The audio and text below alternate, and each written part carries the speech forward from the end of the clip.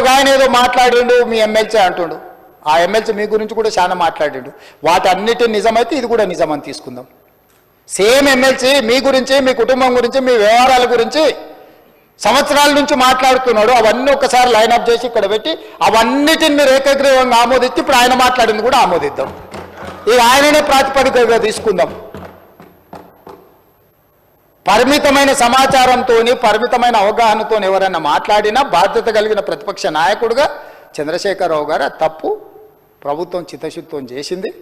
సరే, మాకేదో భయం ఉండి మేము పాల్గొనలేదు, మా వివరాలు మేము బయటికి చెప్పం, ఎందుకంటే లెక్క తెలిస్తే సమస్య వస్తుందని ఏమన్నా లెక్క పత్రాలు, ఆస్తులు ఇవి తెలిస్తే.